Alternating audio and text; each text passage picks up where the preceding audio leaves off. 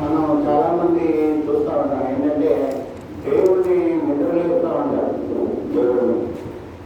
కానీ మన దేవుడు ఏ దేవుడు అంటే ఆయన నిద్రపోయే దేవుడు కాదు.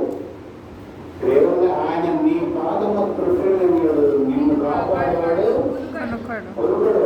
మన దేవుడు నిద్రపోయే దేవుడు కాదని ఆయన లేపనవసరం లేదు. మనకి ఏ ఆపద ఏ సమస్య వచ్చినా ఆయన వెంటనే రెస్పాండ్ అయ్యే దేవుడు. కాబట్టి మనం నిజమైన దేవుడు ఎవరు, ఆయన వాక్యం ఎంతవరకు కరెక్ట్గా ఉన్నదనేది మనం గ్రహించాలి. చూడండి, కీర్తన గ్రంథం 3వ అధ్యాయంలో రండి. 3వ అధ్యాయం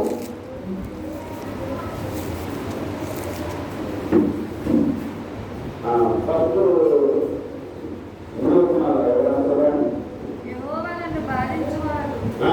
ఎంతో విస్తరించి ఉన్నారు, నా మీదికి లేచువారు అనేకులు.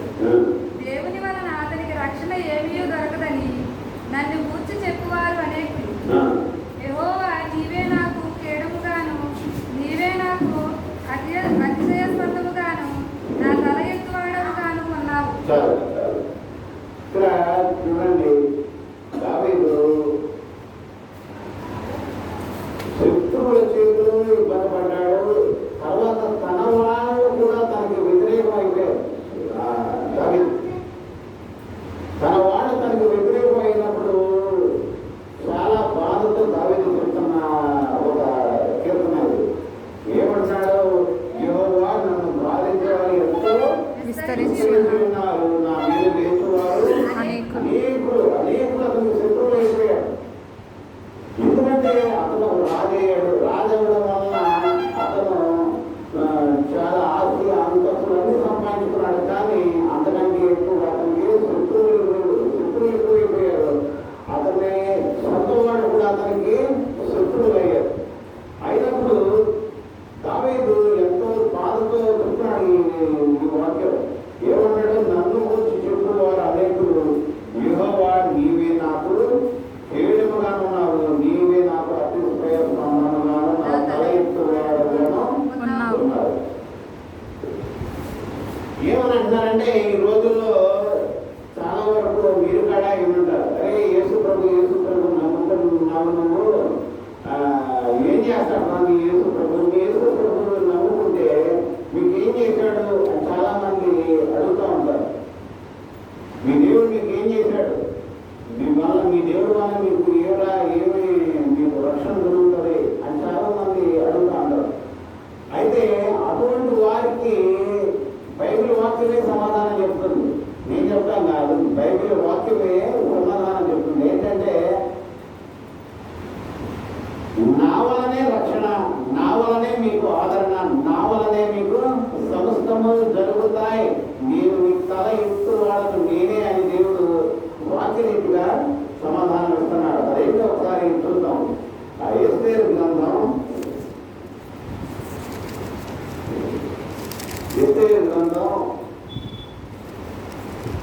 2వ అధ్యాయం 5వ వచనం చదువుతాను. కృష్ణాను పొడలో బెన్యమీనుడకు కీషునకు పుట్టిన షూమి కుమారుడు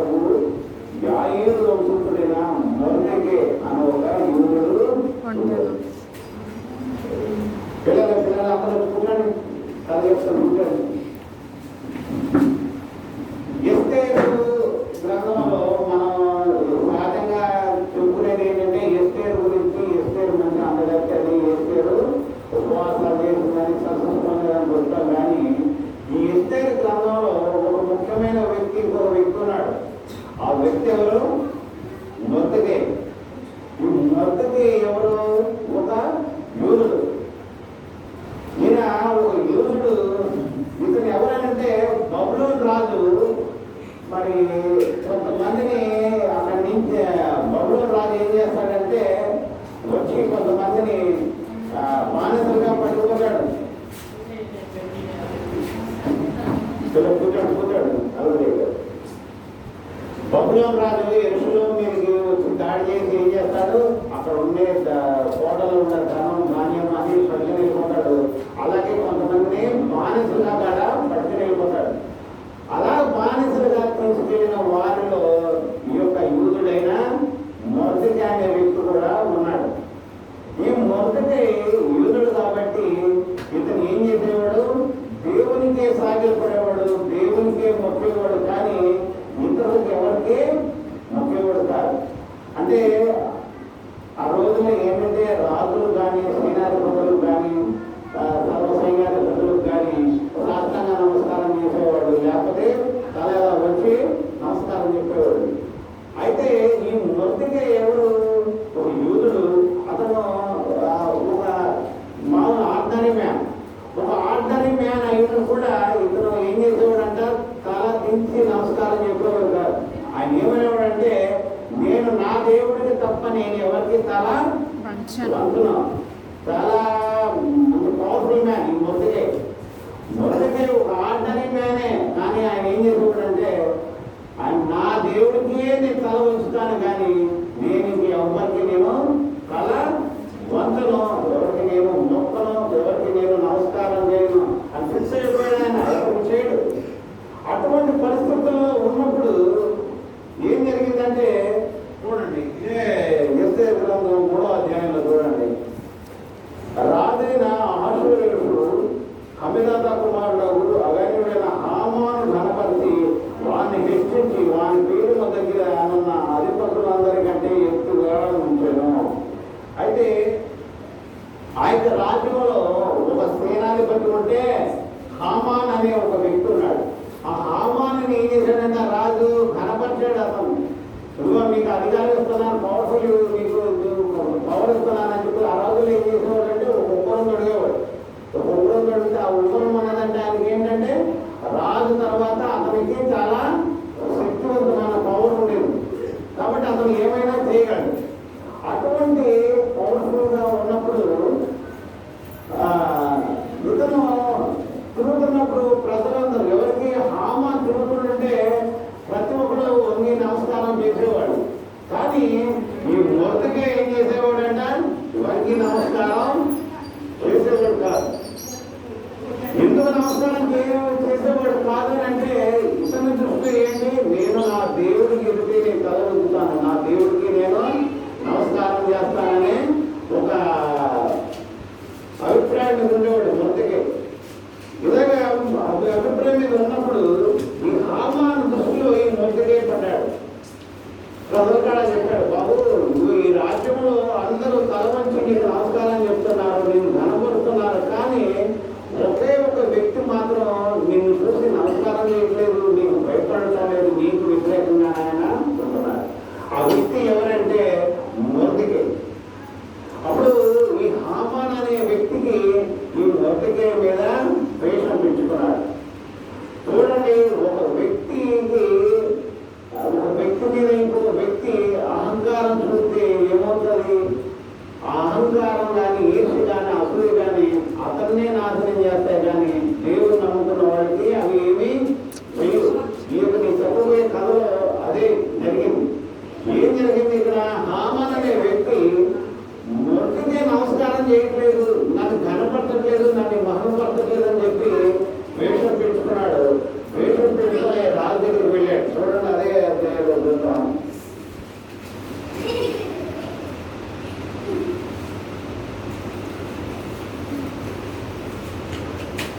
ఎనిమిదో వచ్చినప్పుడు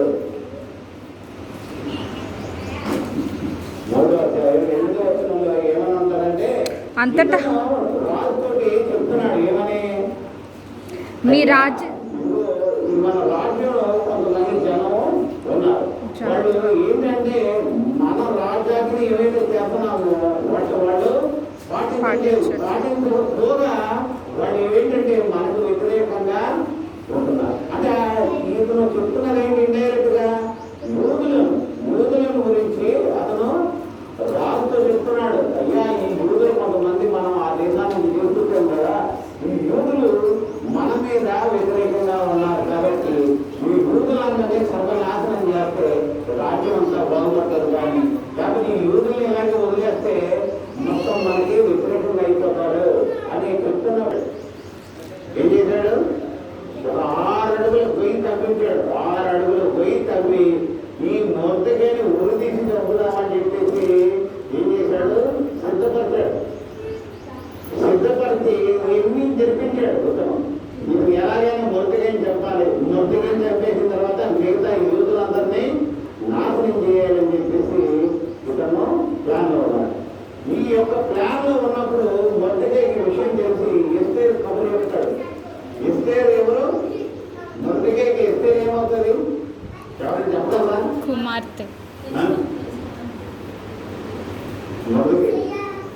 మొదటికి ఎస్తేరు ఏమన్నంటే పెద్ద తండ్రి కూతురు.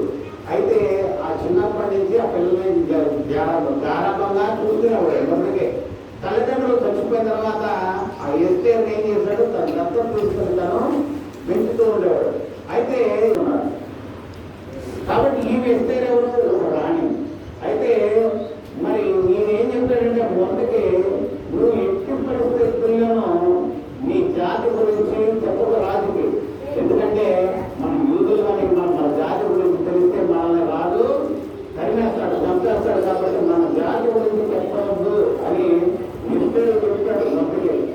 కాబట్టి ఈ మొదటికి ఏం చేస్తాడంటే ఎస్తేరు రాణికి కబురు చెప్తాడు, ఇప్పుడు మన యూదులందరినీ చంపేయాలని చెప్పేసి మరి హామాను మన రాజులకు ఇప్పుడు రాజున తీసుకున్నాడు, మన జాతి అంతా అంతరించిపోతుంది.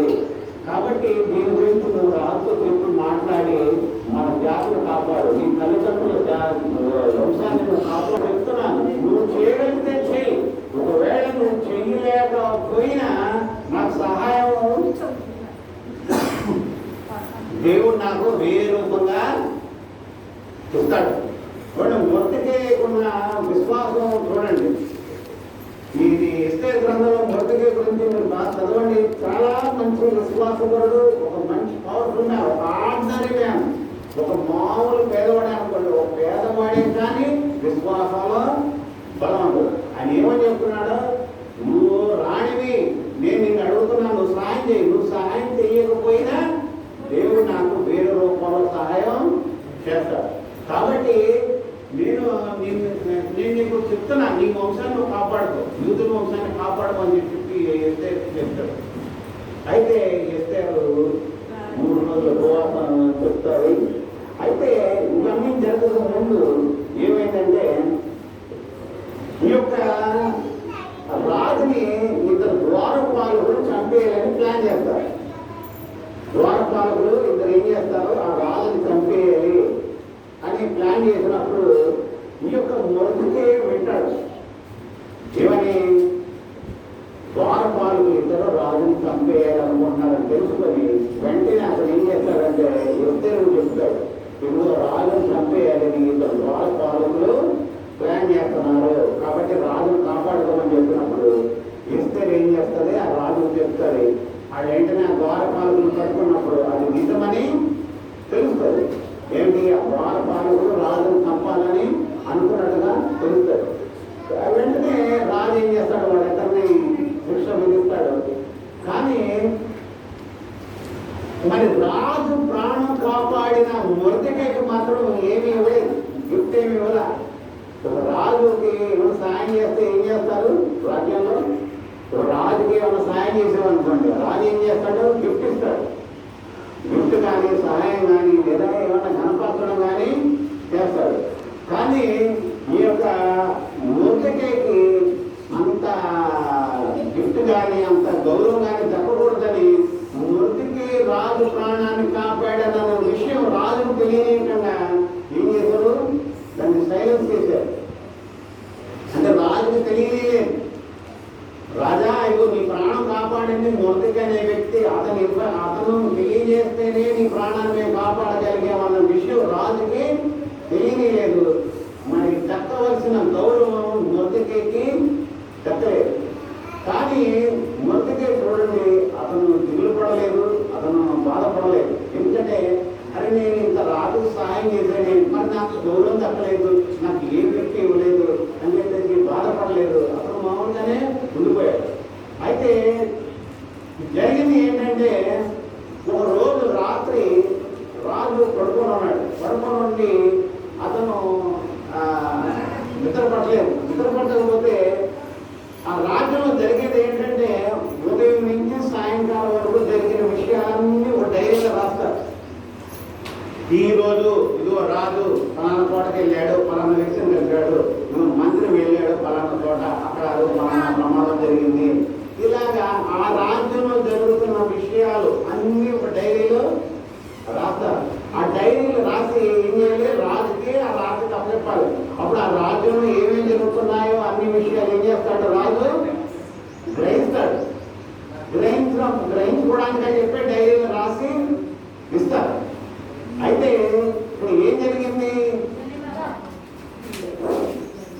ఇప్పుడు జరిగింది ఏంటంటే ఆ డైరీలో రాసిన విషయాలన్నీ రాజు చూసుకున్నాడు. చూసుకుని అరే ఏంటి పాతగడ చూశాడు. ఆ రాజు చూసి ఏంటి మొక్కలేకపోయాడు అని తెలుసుకున్నాడు. తెలుసుకుని వెంటనే పిలిచాడు.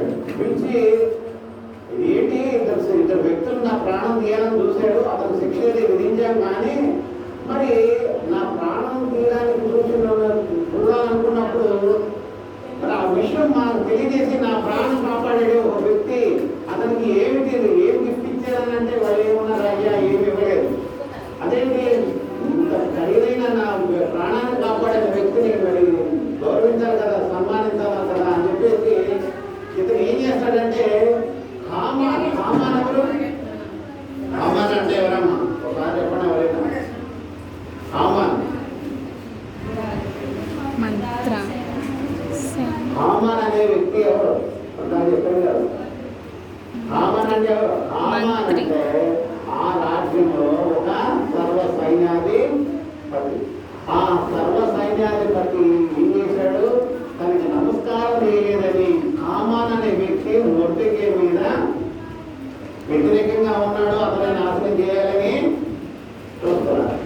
కాబట్టి హామాన్ అనే వ్యక్తి ఏం చేశాడు? హామాన్ అనే వ్యక్తిని సర్వ సైన్యాధిపతిని రాజు పిలిచాడు. పిలిచి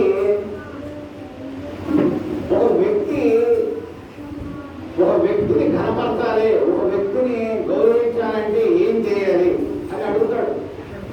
అయితే ఈ హామాన్ అనే వ్యక్తి ఏమనుకుంటాడంటే రాజు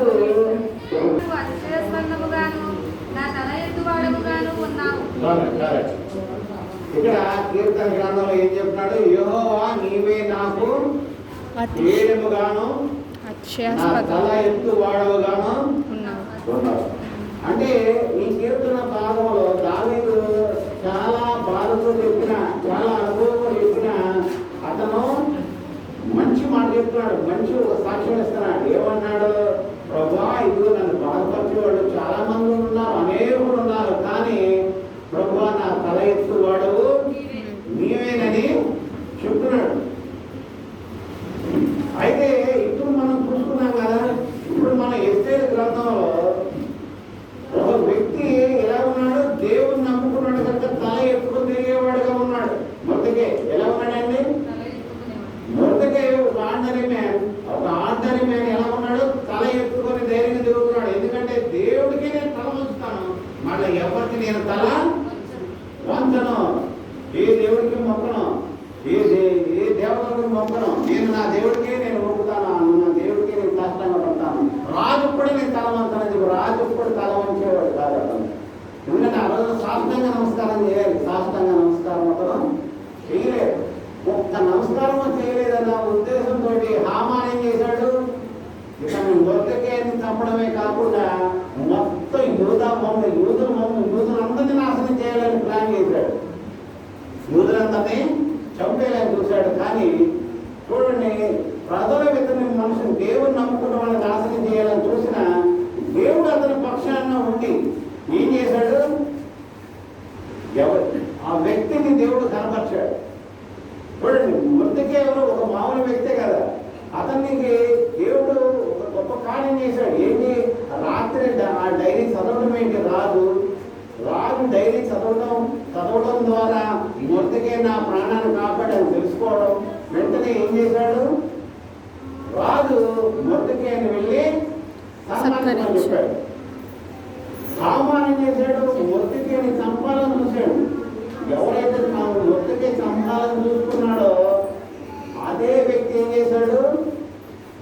సన్మానం చేయవలసి వచ్చింది. హామాన్ అనే వ్యక్తి మొర్దెకైని చంపాలని చూశాడు, కానీ అతని చేతే దేవుడు ఏం చేశాడు? మొర్దెకైని సన్మానం అయ్యేలా చేశాడు. అంటే ఈ యొక్క నేను వాళ్ళు చెప్పుకోవాల్సిన విషయం ఏంటంటే, మన శత్రువుల మీద మనకి విజయాన్ని ఇస్తాడు మన దేవుడు.